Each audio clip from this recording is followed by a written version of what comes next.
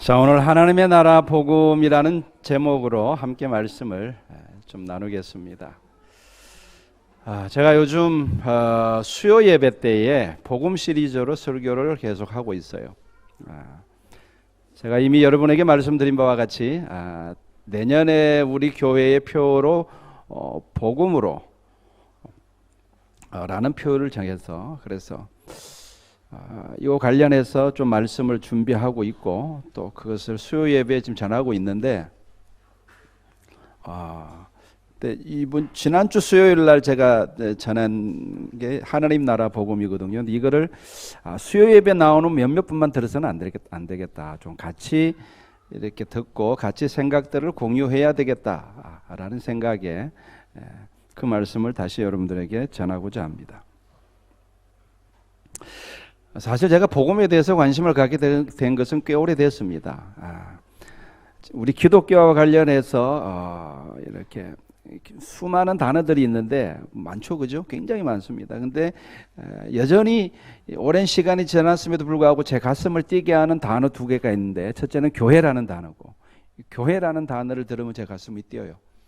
두 번째는 복음이라는 단어입니다. 그만큼 제가 복음을 제가 개인적으로 좋아하기도 하고, 또 이 복음, 결국은 교회를 살리는 것은 복음이다 라는 확신, 이 확신은 오래전부터 있었고 지금도 변하지 않는 제 개인적인 생각입니다.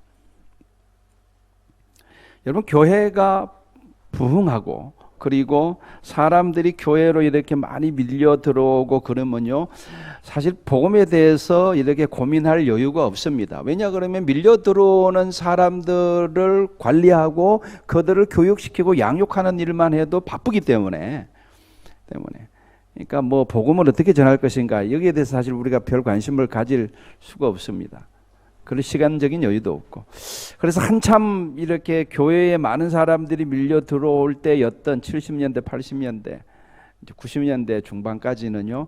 그래서 교회의 가장 큰 관심사는 뭐냐 그러면요, 제자훈련이었어요. 교회에 밀려 들어오는 그 사람들을 잘 양육하는 문제, 그리고 새가족 양육이라든지 제자훈련, 이것이 교회의 가장 큰 화두였고 가장 큰 관심사였습니다. 근데 언젠가부터 교회에 들어오는 사람들의 발걸음이 뚝 끊겼어요. 우리 교회도 올 한 해 동안 우리 교회에 새로 등록한 분이 딱 3분이에요. 그만큼 다른 교회도 사정이 비슷할 겁니다. 우리 교회만 그런 것이 아니라 다른 교회도 비슷해요. 교회로 들어오는 사람들의 발걸음이 뚝 끊겼어요.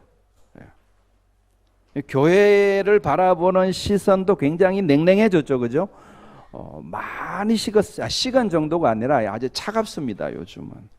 그래서 요즘은 교회 나오라라는 말이 오히려 불쾌한 말로 들릴 정도로 그만큼 지금 영적인 분위기가 굉장히 험악해졌습니다. 무엇 때문에 이런 위기가 왔고, 또 그럼 우리가 이런 위기를 어떻게 돌파해 나갈 것인가 하는 것이 우리의 고민이죠. 그죠? 특별히 우리 저 같은 목회자들은 이거 고민 안 할 수가 없죠. 이런 위기를 초래한 원인이 뭐냐 말이에요. 그걸 늘 우리는 고민하게 되고, 그럼 이 위기를 어떻게 우리가 타개해 나갈 것인가. 그리고 끝까지 예수님이 우리에게 명령하신 그 세상 땅 끝까지 가서 복음을 전하고 예수님의 제자를 만들라는 예수님의 그 사명을 어떻게 우리는 끝까지 잘 감당할 수 있을 것인가. 지금 벽에 부딪혔지 않습니까? 도저히 우리가 뛰어넘을 수 없는 것 같은 커다란 벽에, 커다란 장애물에 지금 교회가 봉착해 있단 말이에요. 그렇다고 여기서 우리가 주저앉을 수는 없잖아요. 그죠? 어쨌든 이 위기를 돌파하고 앞으로 나가야지 않겠습니까? 고민하는 거예요. 그래서 이것을 뭔가 좀 이런 위기를 돌파해 나가기 위해, 타개해 보기 위해서 교회들마다 교회의 어떤 인테리어도 좀 현대식으로, 요즘 현대인들의 감각에 맞게 그렇게 바꾸기도 하고, 또 친교를 강화하기도 하고, 또 제자 훈련을 체계적으로 또 이렇게 시행하기도 하고, 또 예배도 옛날처럼 고전적인 예배가 아니라 좀 열린 예배, 현대식의 예배 드리려고 하기도 하고 많은 노력들을 교회들이 하고 있습니다. 그럼에도 불구하고 그런 우리들의 노력이 근본적인 대책이 될 수 없다는 거예요. 근본적인 대책이 되지 못하고 있어요. 어떻게 이 위기를 돌파해 나갈 것인가, 이를 고민하다가 제가 내린 결론이라기보다도 하나님이 저한테 주신 마음은 뭐냐면, 그래도 우리는 복음에서 해결책을 찾아야 된다. 이게 제 생각이에요. 여러분, 복음의 능력은 지금도 변하지 않은 줄로 믿습니다. 2000년 전이나 지금이나 어떤 상황을 만나더라도 복음의 능력은 변함이 없습니다. 그런데 문제는 복음이 능력이 없는 것이 문제가 아니라 복음에 대한 이해가 잘못되었다. 이건 김세훈 박사님이 그런 이야기를 하더라고요. 하나님의 나라 복음이라는 책을 보니까 거기서 김세훈 박사님이 그런 이야기를 하더라고요. 우리나라 한국 교회가 이렇게 급속하게 쇠락해 된 이유 중에 여러 가지가 있을 수 있겠지만 가장 근본적인 이유는 복음에 대한 잘못된 이해에 있다라고 그분은 이렇게 진단을 하는데, 저는 그분의 그 진단에 저는 동의합니다. 거기서부터 우리는 출발해야 된다 라고 저는 생각하고 있어요.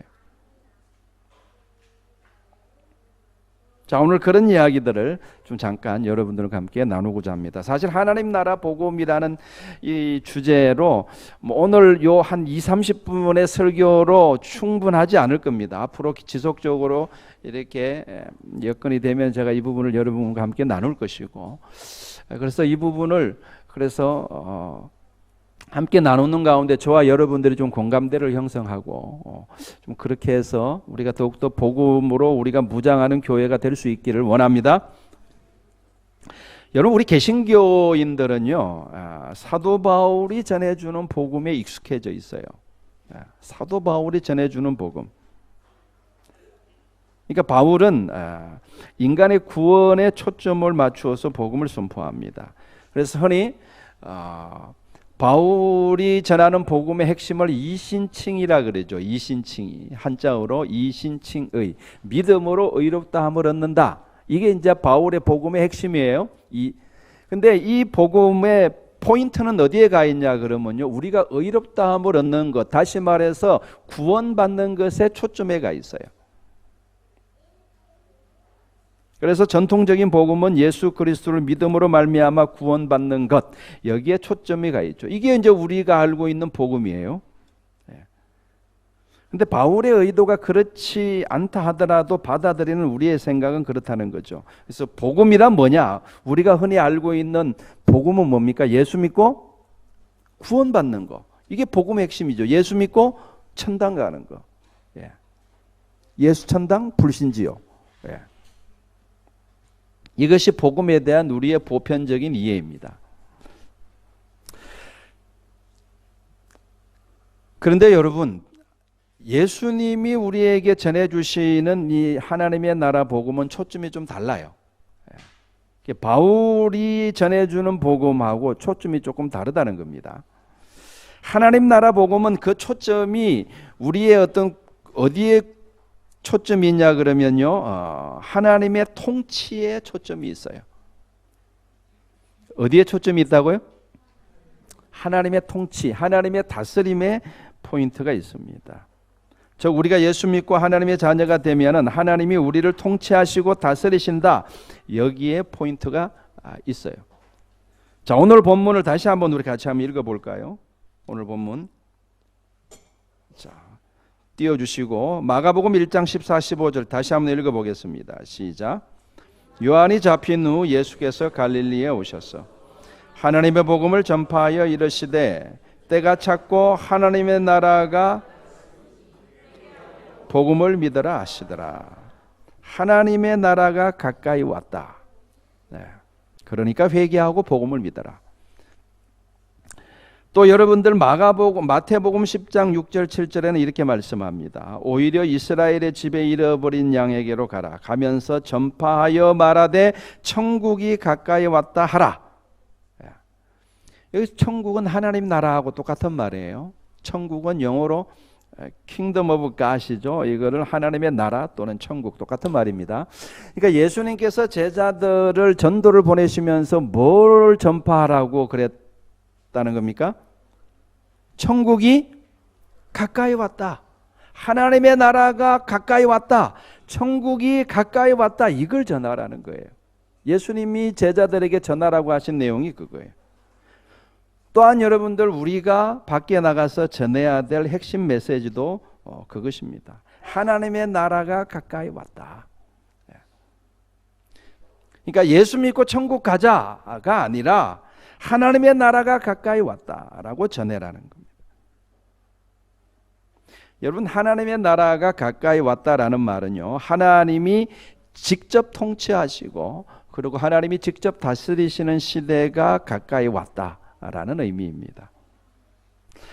구약 시대에는 하나님께서 하나님의 대리자를 이 땅에 보내셨어요. 그래서 하나님께서 간접적으로 하나님의 백성들을 다스리고 통치하셨어요.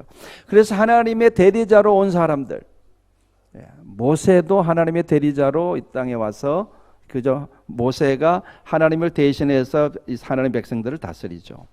다윗 왕도 하나님의 대리자고, 사사들도 하나님의 대리자고, 또한 하나님은 선지자들을 보내셔서 하나님의 말씀을 전하시고, 그러니까 이 왕이나 선지자 또는 제사장 이런 어떤 사람들을 하나님께서 세우셔서 그들을 통해서 하나님께서 간접적으로 당신의 백성들을 통치하시고 다스리신 거예요. 그런데 예수님 이후부터는 그러한 간접적인 통치를 끝내시고 직접 통치하시겠다는 겁니다. 그러니까 우리가 예수님을 믿고 죄사함을 받으면 성령이 우리 가운데 임하셔서 성령을 통해서 우리를 직접 다스리시는 거죠. 그리고 그러한 하나님의 임재와 하나님의 통치, 하나님의 통치가 우리 가운데 임하게 되면은 그러면 어떤 현상이 나타납니까? 어떤 일이 일어납니까? 그 하나님의 통치를 받는 사람의 삶이 근본적으로 바뀌는 거예요. 근본적으로 가치관부터 시작해서 생각, 가치관, 모든 것이 다 근본적으로 바뀌게 돼요. 인격도 바뀌고 성격도 일정 부분 바뀌고. 그래서 이렇게 새 사람으로 거듭나게 되는 거예요.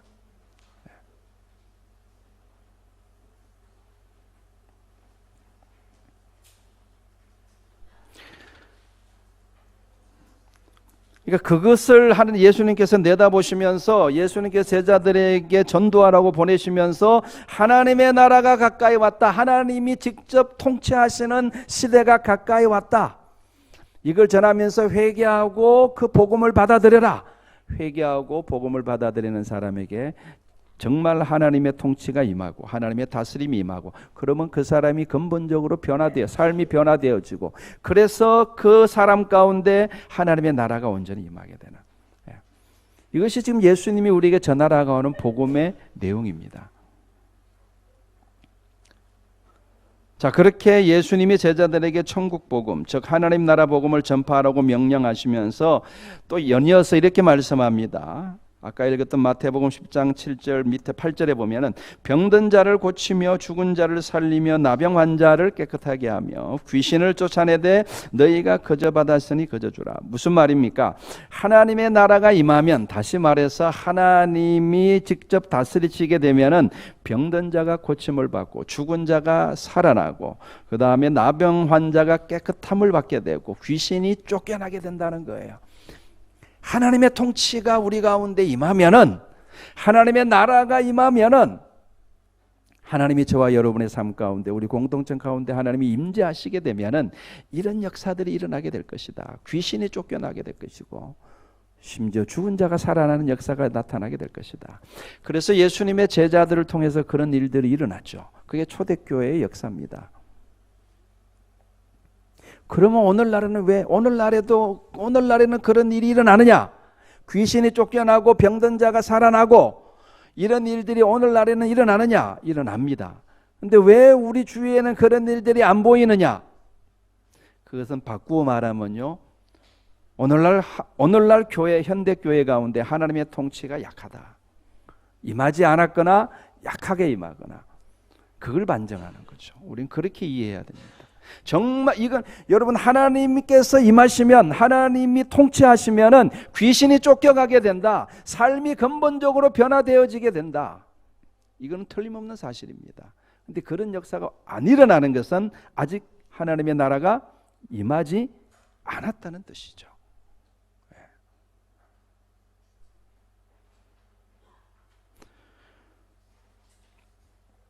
자, 이것이 예수님이 전해 주시는 하나님 나라 복음입니다. 좀 다르죠, 그죠? 우리가 지금까지 전통적으로 전해 듣던 복음과 좀 색깔이 다르지 않습니까? 전통적인 복음은 영혼 구원에 초점이 가 있습니다. 그래서 예수 믿으면 죄 사함 받고 천국 간다는 것이죠. 그러니까 구원이 그러니까 이 땅에서의 어떤 삶의 구원보다는 죽음 이후를 바라보게 하는 복음. 우리가 전통적으로 전했던 복음은 죽음 이후를 바라보게 하는 복음의 성향을 띄어요. 제가 보길 때는 그래요. 뭐 꼭 그런 건 아니지만 대체적으로 예수 믿고 구원받으라 그러면은 우리가 죽은 이후에 천국 간다 이걸 자꾸 떠올리게 돼요. 그렇지 않나요? 그러니까 이런 복음 선포는 틀린 것은 아니지만 힘이 약하죠. 특별히 보통 사람들은 지금 당장 먹고 살기 힘든 상황인데 죽음 이후를 이야기하니까 그게 쉽게 잘 받아들여지지가 않는 겁니다. 그러나 예수님이 선포하시는 하나님의 나라는 이 땅에서의 구원에 초점이 들어가 있어요. 물론 예수님도 종말론적인 구원에 대해서 말씀하셨습니다. 그러니까 영원한 하나님의 나라, 죽음 이후에 펼쳐질 예수님의 재림 이후에 펼쳐질 그 종말론적인 하나님의 나라에 대해서도 예수님이 선포하셨어요. 그러나 예수님이 선포하신 하나님 나라의 초점은요, 이 땅에 임하는 하나님의 나라에 들어가 있었습니다. 예수님께서 제자들에게 기도를 가르치실 때 주기도문을 가르쳐 주셨죠. 거기 보면은 아버지의 나라가 임하게 해달라고 그렇게 기도해라. 나라가 임하옵시며 이렇게 기도하라고 예수님이 가르치셨어요. 그러니까 예수님은 제자들에게 너희가 죽어서 하나님의 나라에 들어갈 수 있도록 기도해라 라고 가르치시지 않고 그 하나님의 나라가 임하게 해달라고 기도해라. 그렇게 예수님이 가르치셨어요. 전혀 다른 기도죠, 그죠? 전혀 다른 기도입니다. 우리가 죽어서 하나님의 나라에 가게 해달라고 기도하는 것과 그 하나님의 나라가 우리 가운데 내 삶 가운데 지금 임하게 해달라는 기도는 다른 기도예요. 하나님의 나라가 임하게 해달라는 기도는요, 하나님께서 지금 나의 삶 가운데 들어오셔서 나를 다스려 달라는 기도입니다. 그래서 내 삶 속에 있는 어두움들을 이렇게 몰아내 주시고 내 삶 가운데 하나님의 빛이 임하게 해달라는 기도예요. 여러분, 이 기도가 진실된 기도이고 하나님 앞에 상달되어지면 어떤 역사가 일어나겠습니까? 그 하나님의 빛이 내 삶 가운데 임하겠죠. 그리고 내 삶이 근본적으로 변화되어지겠죠. 내 삶의 내 생각도 바뀌게 되겠고 내 삶의 패턴도 바뀌게 되겠고 삶의 습관도 바뀌게 되겠고 그런 역사가 일어나는 거죠. 그걸 위해서 기도하라는 거예요. 근데 교회는 계속 다니지만 여전히 내 삶의 패턴이 변화되지 않고 내 생각이 바뀌지 않고 나에 대한 근본적인 변화가 일어나지 않는다라는 것은 아직 하나님의 통치가 임하지 않았다는 뜻이에요. 다른 것으로 설명할 수가 없어요. 하나님의 통치가 임하면요, 하나님의 나라가 임하면 바뀌지 않을 수가 없습니다. 반드시 바뀌게 되어 있어요.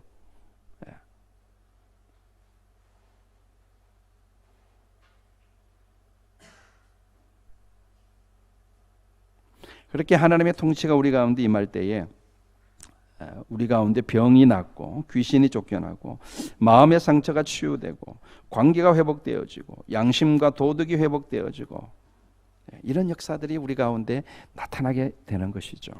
그것이 바로 예수님이 우리에게 주시고자 하는 구원이고 그것이 바로 예수님이 말씀하시는 복음이에요. 복음은 지금 현재 나의 삶을 바꿉니다. 아멘. 복음이 제대로 전해지면은 그 복음이 그 사람의 삶을 바꿉니다. 저는 이 복음을 우리가 좀 더 깊이 이해하고 우리 말씀사랑교회 우리 성도들이 이 복음에 대해서 좀 더 깊이 공부하고 그리고 좀 더 깊은 확신을 가지고 복음의 능력에 대해서 우리가 확신을 가지고 담대함으로 이 하나님 나라의 복음을 힘있게 증거할 때에 그 복음을 듣는 사람들이 치유되고 회복되고 삶이 변화되어지는 역사가 있게 될 줄로 믿습니다. 우리는 그것을 꿈꾸면서 그걸 위해서 기도하면서 그리고 복음 공동체로 만들어가자 하는 것이 저의 취지예요. 예. 이런 복음을 하나님 나라 복음을 잘 드러내는 비유가 탕자의 비유입니다. 탕자의 비유 잘 알고 계시죠, 그죠? 큰 아들과 둘째 아들인데 둘째 아들이 아버지한테 자기의 물려줄 유산을 미리 달라는 거예요. 나는 나가서 독립하겠다는 겁니다. 더 이상 아버지 밑에서 살고 싶지 않다는 거죠. 나도 이제 다 컸으니까 나 이제 나가서 독립할 테니까 아버지 나에게 주시고자 했던 유산을 주세요. 이것은 아버지로부터 독립하려고 하는 거죠. 여러분 창세기에 보면은 사탄이 뱀의 모양으로 와가지고 아담과 하와를 유혹하죠. 뭐라고 유혹합니까? 이 선악과를 먹으면 너 눈이 밝아질 것이고 네가 하나님처럼 될 것이다. 예. 그래서 결국은 마귀의 그 꾀임이 넘어가서 선악과를 먹고 하나님으로부터 쫓겨나게 되죠. 그러니까 더 이상 하나님의 통치를 받지 않아도 된다라는 마귀의 게임에 넘어간 그 아담의 모습이 탕자 둘째 아들에서 투영되는 거예요. 둘째 아들에게 마귀가 그렇게 미혹한 거예요. 너 더 이상 귀찮게 아버지의 통치를 받고 아버지의 그 집에서 살지 말고 너 나가서 독립해라. 그래서 네가 왕이 되라. 네 삶은 네 스스로 살아라. 그게 자유 아니겠느냐? 진정한 자유 아니겠느냐? 그리고 나이키가 선전하는 것처럼 just do it. 네가 하고 싶은 대로 해라. 그래서 둘째 아들이 나가죠. 나갑니다. 나가가지고 처음에는 이렇게 아주 그냥 자유를 마음껏 누리고 흥청망청 돈도 있겠다 이렇게 돈 쓰면서 그냥 이렇게 막 잠시 잠깐은 행복했겠죠. 근데 결국은 어떻게 됩니까? 우리는 그 결과를 다 알고 있죠. 그죠? 결국은 있는 돈 다 이렇게 사기당하고 다 날려버리고 엉청망청 다 낭비하고 나중에는 알거지가 되죠. 그래서 먹고 살 길이 막막하니까 어떻게 합니까? 결국은 이방인의 종이 되어서 거기서 그 돼지를 치는 일을 하면서 그리고 돼지가 먹는 음식을 먹는 그 비참한 신세까지 전락하게 되죠. 이것은 예수님이 이 비유를 말씀하시는 것은 뭘 이야기하고자 하는 겁니까? 하나님의 통치를 거부하고 하나님의 다스림을 거부하고 떨어져 나간 인간의 인류의 비참한 모습을 이 탕자의 모습을 통해서 예수님은 담아내고 계신 거예요. 내 눈에는 너희 인간들의 모습이 이 둘째 아들의 모습과 같다. 이걸 지금 예수님이 말씀하시는 거예요. 근데 어떻게 됩니까? 이 비유에 우리는 끝을 알고 있죠, 그죠? 이 둘째 아들이 결국 어떻게 됩니까? 다시 아버지 집으로 돌아옵니다. 이 이야기는 이렇게 끝이 맺어요. 돌아오는데 너무 자기도 부끄럽고 창피하고 면목도 안 쓰고 그러니까 아버지 앞에 와가지고 뭐라 그럽니까? 아버지 나는 더 이상 당신의 아들이 아닙니다. 나를 차라리 종으로 삼아주세요. 그러고 옵니다. 근데 아버지가 놀랍게도 그 아들을 야단치지도 않고 그 아들을 힐책하지도 않고 비난하지도 않고 종으로 삼지 않고 다시 아들로 받아줍니다. 그리고 금가락지를 끼워서 그 아들 손가락에 다시 끼워주고 다시 주인들만이 신는 신발을 신겨주고 그 아버지의 아들로 다시 받아주시는 거예요. 그리고 그 아버지 집에서 다시 아버지와 함께 살게 돼요. 이 무슨 말입니까? 아버지 하나님의 통치 아래서 다스림을 받으면서 영원히 거하게 된다라는 거죠. 네. 이것이 예수님이 우리에게 전해주시고자 하는 하나님 나라 복음입니다. 그러니까 이 복음이라는 것은 하나님의 통치 아래 다시 들어가는 거예요. 하나님의 통치를 다시 받게 됨으로 말미암아 우리 삶 가운데 하나님의 다스림으로 말미암아 어두움이 떠나가게 되고 하나님의 샬롬, 하나님의 평강이 우리의 삶 가운데 다시 임하게 되고, 그리고 그 가운데 우리 가운데 치유와 회복이 일어나고, 그게 복음이라는 거예요. 그게 복음. 그게 실질적으로 우리 삶 가운데 일어나는 것이 바로 복음의 능력이 있기 때문에 그러는 거죠.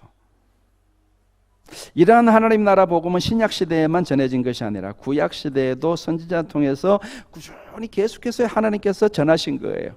자, 예레미야서 33장 14, 16절을 보겠습니다. 같이 한번 읽어볼까요? 시작.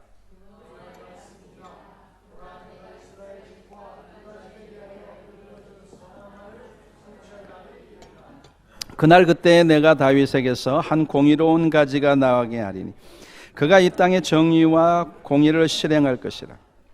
그날에 유다가 구원을 받겠고 예루살렘이 안전히 살 것이며 이 성은 여호와는 우리의 의라는 이름을 얻으리라. 때가 되면은, 지금 예레미야 선지자를 통해서 하나님이 뭘 지금 말씀하시는 겁니까? 때가 되면은 다윗에게서 한 공의로운 가지가 날 것이다. 이 비유죠, 그죠? 한 공의로운 가지가 다윗에게서 날 것이라는 건 다윗의 혈통을 통해서 나올 것이라는 거예요. 그럼 여기서 말한 한 공의로운 가지는 예수 그리스도를 가리킨다는 것을 알 수가 있죠, 그죠? 그래서 그 공의로운 가지가 나서 뭘 하느냐 그러면 그가 이 땅에 정의와 공의를 실행할 것이다.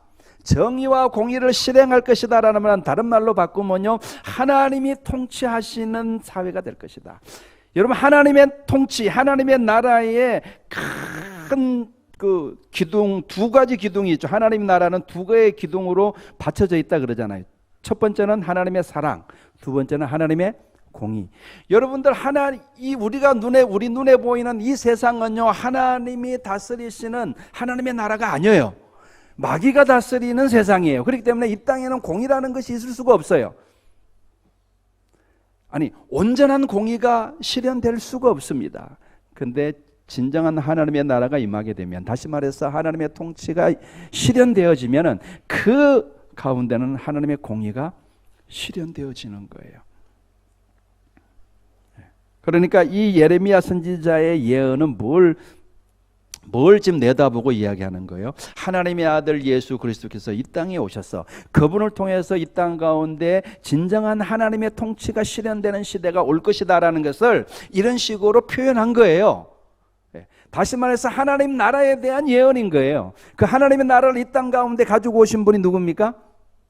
예수 그리스도. 왜냐 그러면 예수 그리스도를 믿고 하나님의 자녀가 되어야지 성령이 우리 가운데 임하시고 하나님의 직접적인 통치가 실현되어지기 때문에 하나님의 나라는요, 예수님이 가지고 오신 거예요. 예수 그리스도를 통해서 우리는 하나님 나라 안으로 들어가게 되는 거예요. 또 여러분들 이사야서 40장 9절에 10절 같이 한번 읽겠습니다. 시작. 아름다운 소식을 시온에 전하는 자여, 너는 높은 산에 오르라. 아름다운 소식을 예루살렘에 전하는 자여, 너는 힘써 소리를 높이라. 두려워하지 말고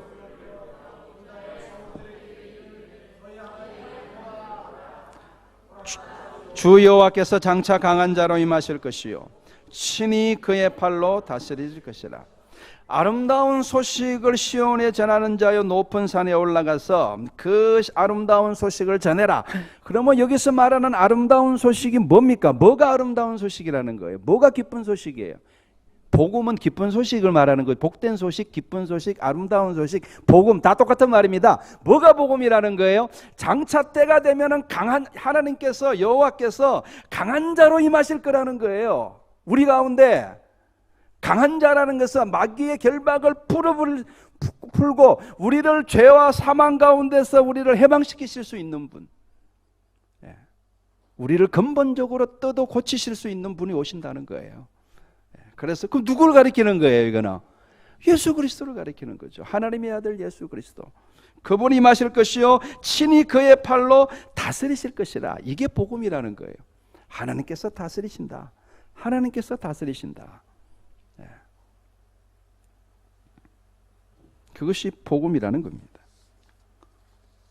그러니까 신약뿐만 아니라 구약도 신구약을 통틀어서 하나님께서 지속적으로 우리 인간들에게 약속하시는 것이 뭐냐 그러면 하나님이 우리 가운데 임하셔서 우리를 통치하신다는 거예요. 그때가 올 거라는 거예요. 그것이 하나님이 우리에게 전해주시고자 하는 복음입니다. 복음. 이 하나님이 우리 가운데 함께 하신다, 이거를 임마누엘이라 그러죠. 임마누엘. 우리와 함께 하시면서 우리와 동행하시면서 우리를 다스리시고 우리를 통치하실 때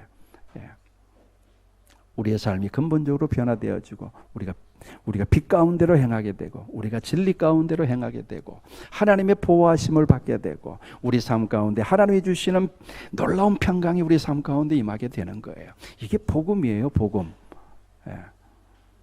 저는 이것을 믿습니다. 저는 이 복음을 믿습니다. 우리는 이 복음을 전해야 되는 거예요. 전해야 되는 거예요. 그래서 이 복음을 전하려면요, 먼저 우리 가운데 확신이 있어야 돼요.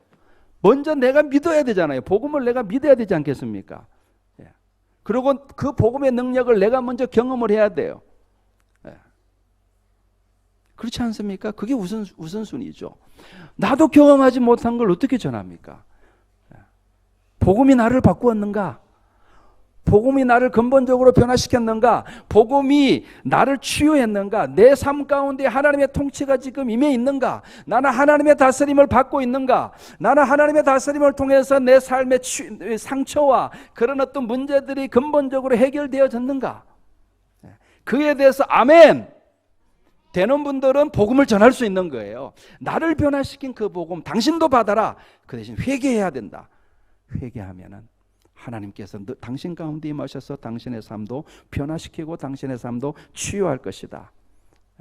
여러분 이거 믿습니까? 세상 사람들이 듣고 싶어하는 건 이거예요. 그 사람들은 여전히 지금도 마귀의 이렇게 눌림 가운데 신음하며 고통하는 사람들이에요. 겉으로는 다 아무런 문제가 없는 것 같지만 들여다보면요 다 신음하고 있어요. 그리고 그 문제를 어떻게 해결해야 될지 몰라요. 근데 그런 문제들을 근본적으로 해결해 주실 수 있는 것은, 해결할 수 있는 것은 하나님의 통치를 받는 거예요. 그러면 하나님께서 그의 삶 가운데 임하셔서 어두움을 물리치실 줄로 믿습니다. 아멘. 이 복음에 대한 믿음을 우리는 회복해야 된다는 거예요. 그리고 저는 우리 아이들을 하나님 나라 일꾼으로 그렇게 키우고 싶습니다. 교회 일꾼이 아니라 하나님 나라를 일구어가는 일꾼을 저는 만들고 싶은 거예요. 물론 하나님의 나라를 이루어가는 것이 교회죠. 그러니까 교회의 일꾼이라 그래도 틀린 말은 아닌데 좀 달라요. 지금까지 우리는 그냥 일꾼 그러면 교회 안에서 봉사하는 사람들을 일꾼이라 칭했어요. 근데 그게 뭐 틀리거나 뭐 나쁜 건 아니죠. 그죠? 교회 안에서도 봉사해야 될 일꾼들이 필요합니다. 근데 우리가 하나님의 일꾼 그럴 때 교회 안에서 봉사하는 사람들만 일꾼으로 그렇게 한정해 버리면은 우리의 시야가 좁아져 버려요. 그러니까 우리 눈에 하나님의 나라가 안 보일 수 있다는 거죠. 근데 사실은 우리가 하나님의 나라를 일구어 가야 될 곳은 세상이에요. 세상에 가서 복음을 전하고 그곳 가운데 하나님의 나라를 일구어 가야 되는 것이 저와 여러분의 사명인데 그것을 놓쳐버릴 수가 있겠다. 그래서 교회의 일꾼이 아니라 좀 더 폭넓은 의미로 하나님 나라의 일꾼으로 우리 아이들을 저는 키우고 싶은 겁니다. 그래서 우리 아이들이 교회에 나와서 예배드리고 찬양하고 우리 아이들이 그렇게 기뻐하면서 동시에 우리 아이들의 시야는 세상을 향해 있기를 바라요. 세상을 향해서 그곳에서 세상을 향하고 그 세상을에게 복음을 전하고 그 세상을 하나님이 다스리는 하나님의 나라로 만들어가고자 하는 꿈을 꾸는 아이들이 되기를 바랍니다. 그런 아이들로 저는 키우고 싶어요. 그런 관점에서 제 나름대로 하여튼 뭐 커리큘럼도 준비하고 그리고 제가 직접 교육부를 제가 이렇게 이렇게 좀 교육시키고 하고자 하는 마음이 있어서 선뜻 제가 말을 했는데 아직까지는 때가 아닌 것 같아요. 저도 좀 더 이렇게 준비를 좀 더 철저히 하고 또 우리 선생님들과 좀 더 이렇게 대화를 통해서 좀 더 이렇게 의견들을 교환하고 그래서 뭐 급할 거는 없죠, 그죠?